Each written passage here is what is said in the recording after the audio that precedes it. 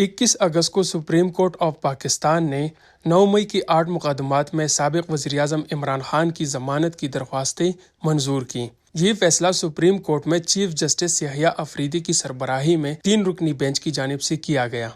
इस फैसले पर पीटीआई की जानिब से काफ़ी खुशी और इत्मीनान का इजहार किया गया और यूँ लगा जैसे इमरान खान की रिहाई का वक्त नज़दीक आ रहा है। ताहम दूसरी जानिब हुकूमत इस फैसले के आने के बाद भी काफ़ी मुतमईन नजर आई और यूँ महसूस होता हुआ नजर आया कि 9 मई केसेस में ज़मानत के बाद भी इमरान खान के लिए मुश्किलात कम नहीं होने वाली, बल्कि अभी उनको मज़ीद वक्त जेल में गुजारना पड़ेगा। ये केस क्या है, आइए इसको सादा अल्फाज में समझने की कोशिश करते हैं। अगरचे सुप्रीम कोर्ट की जानिब से बानी पीटीआई इमरान खान को 9 मई की 8 मुकदमात में जमानत मिल चुकी है, ताहम वो जेल से रिहा नहीं हो सकेंगे क्योंकि उन्हें अलकादर ट्रस्ट केस में 14 साल कैद की सजा हो चुकी है, जबकि तोशाहाना 2 में भी उनकी गिरफ्तारी डाली जा चुकी है। बानी पीटीआई और उनकी अहलिया बुशरा बीबी ने अलकादर ट्रस्ट केस में दी गई सजाओं के खिलाफ अपील इस्लामाबाद हाई कोर्ट में दायर की है। ताहम अदालत की पॉलिसी के मुताबिक इन अपीलों को सुनने में कई महीने लग सकते हैं और शायद ये मामला अगले साल तक चला जाए।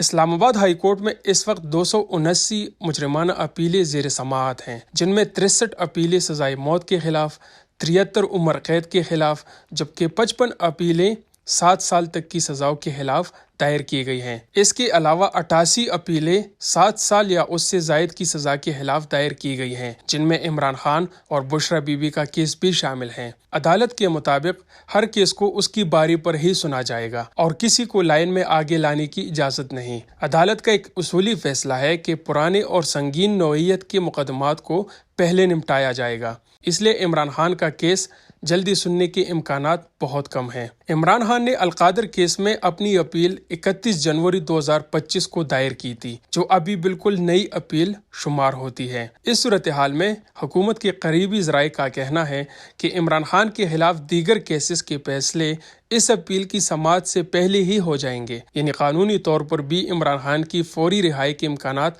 निहायत कम हैं और यही वजह है कि हुकूमत हल्के इस हवाले से बिल्कुल बेफिक्र नज़र आते हैं। असल रिहाई के लिए लंबा इंतज़ार अभी बाकी है।